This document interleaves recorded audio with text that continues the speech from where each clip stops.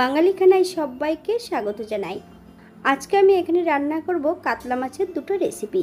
খেতে এতটাই সুস্বাদু হয়েছিল, আপনি একবার রান্না করলে বারবার রান্না করবেন।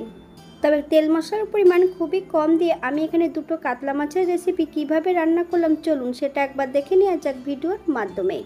আশা করছি আজকের ভিডিওটি আপনাদের ভালো লাগবে। সকল বন্ধুদের কাছে অনুরোধ করছি সম্পূর্ণ ভিডিওটি দেখার।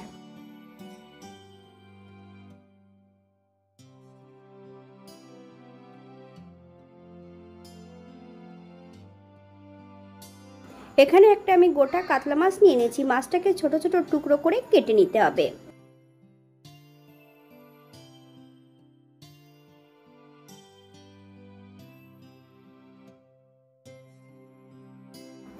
এই পর্যায়ে সম্পূর্ণ মাছটা কেটে নিয়েছি।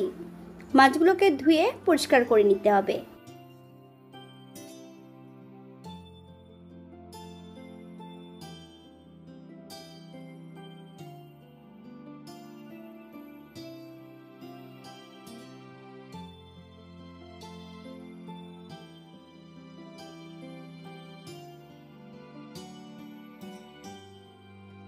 সম্পূর্ণ মাছগুলোকে আমি ধুয়ে পরিষ্কার করে নিয়েছি। এই পর্যায়ে 1 চামচ লবণ, 1 চামচ হলুদ গুঁড়ো মাছের গায়ে লাগিয়ে দেব। 10 মিনিটের জন্য মাছগুলোকে রেস্টে রেখে দেব। আপনাদের যদি হাতে সময় থাকে তাহলে আপনারা বেশি সময় রেখে দিতে পারেন।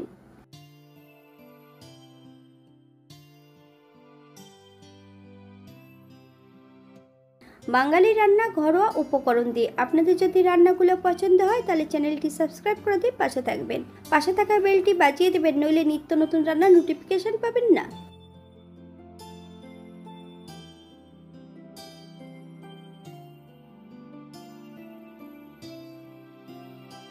দশ মিনিট পর একটা কড়াইতে বেশ কিছুটা সর্ষের তেল অ্যাড করা হয়েছে। সম্পূর্ণ মাছগুলো এই পর্যায়ে ভেজে নেব। তবে মাছের পরিমাণ বেশি আছে, অল্প অল্প করে মাছগুলো ভেজে নিতে হবে।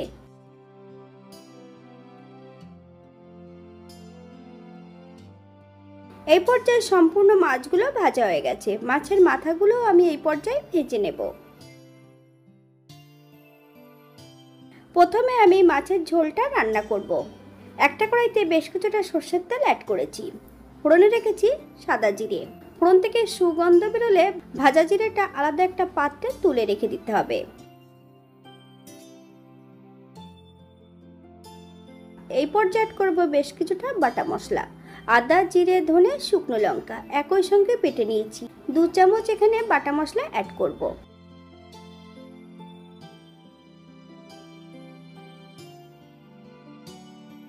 বেশ কিছুটা কাঁচা লঙ্কা, একটা তেজপাতা। আপনারা যদি পছন্দ করেন তাহলে লঙ্কার পরিমাণটা বাড়িয়ে দিতে পারেন।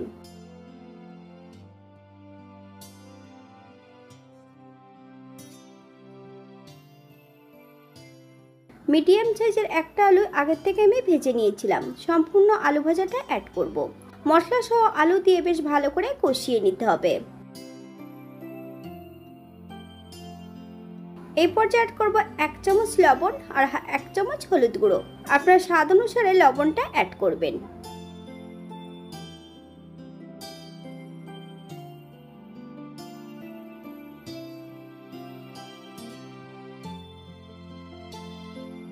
মশলা কষানোর শেষ পর্যায়ে এই পর্যায়ে অ্যাড করব গ্রেভির জন্য 2 কাপ গরম জল। আপনাদের যতটা গ্রেভির প্রয়োজন আপনারা ততটা জল অ্যাড করতে পারেন। হাই ফ্লেমে বেশ কিছু সময় রান্না করে নিতে হবে, অথবা যতক্ষণ আলুগুলো সেদ্ধ হচ্ছে না ততক্ষণ রান্না করে নেব। আলুগুলো সেদ্ধ হচ্ছে কিনা একবার চেক করে নিতে হবে। এই পর্যায়ে সম্পূর্ণ ভেজে রাখা মাছগুলো অ্যাড করব। তবে মাছ যখন অ্যাড করবেন গ্যাসের ফ্লেমটা কিন্তু হাইতে রেখে হাই ফ্লেমে 4 থেকে 5 মিনিটের জন্য রান্না করে নিতে হবে।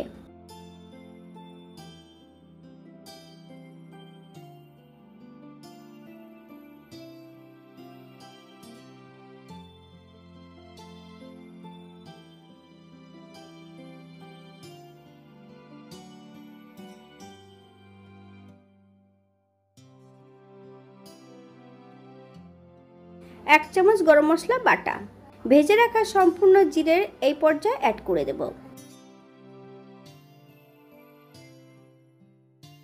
হালকা হাতে নেড়েচেড়ে গ্যাসের ফ্লেমটা অফ করে দিতে হবে। 5 মিনিটের জন্য স্ট্যান্ডিং টাইম দেব, তারপর সার্ভ করব।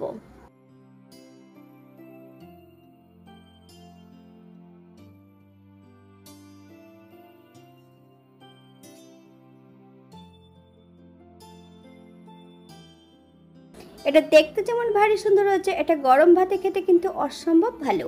আপনারা যদি পেঁয়াজ রসুন অথবা অন্যান্য মশলা পছন্দ করলে অ্যাড করতে পারেন।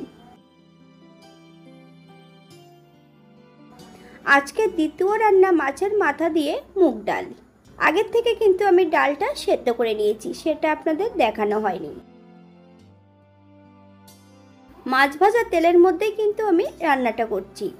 ফোড়নে রেখেছি সাদা জিরে, একটা তেজপাতা, একটা শুকনো লঙ্কা। ফোড়ন থেকে সুগন্ধ বেরোলে বেশ কিছুটা বাটা মশলা অ্যাড করব।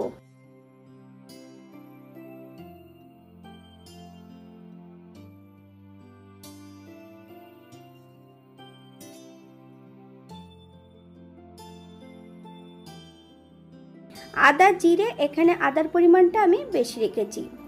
1 চামচ হলুদ গুঁড়ো। মশলাটা বেশ ভালো করে ভেজে নিতে হবে। বেশ কিছুটা কাঁচা লঙ্কা, আপনারা যদি পছন্দ করেন তাহলে লঙ্কার পরিমাণটা বাড়িয়ে দিতে পারেন।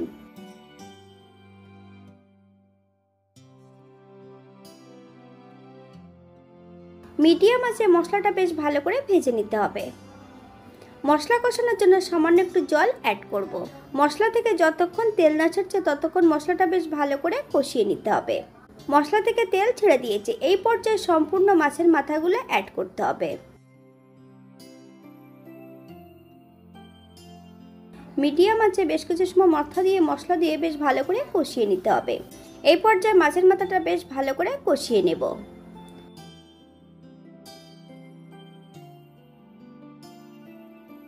সেদ্ধ করা সম্পূর্ণ ডাল এই পর্যায়ে অ্যাড করে দিতে হবে।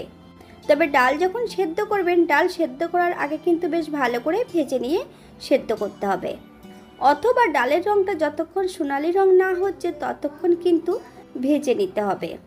এখানে আমি ঈষদুষ্ণ 1 কাপ গরম জল অ্যাড করব। হাই ফ্লেমে বেশ কিছু সময় রান্না করে নিতে হবে। 1 চামচ গরম মশলা বাটা, আপনারা যদি পছন্দ করেন তাহলে এখানে পরিমাণে বাড়িয়ে দিতে পারেন। আমি এখানে পেঁয়াজ রসুন ছাড়া রান্না করেছিলাম, আপনারা যদি পেঁয়াজ রসুন পছন্দ করেন তাহলে অ্যাড করতে পারেন। এটা দেখতে যেমন ভারী সুন্দর হয়েছে, এটা গরম ভাতে খেতে কিন্তু অসম্ভব ভালো। আজকের ভিডিওটি এই পর্যন্ত। সবাই সুস্থ থাকবেন, ভালো থাকবেন। অন্যদিন নতুন রেসিপি নিয়ে আপনাদের সামনে আবার আমি হাজির হব। নতুন ও পুরনো সকল বন্ধুদের অসংখ্য ধন্যবাদ ভিডিওটি দেখার জন্য। হাতে যদি সময় থাকে তাহলে একটা লাইক, কমেন্ট, শেয়ার করবেন।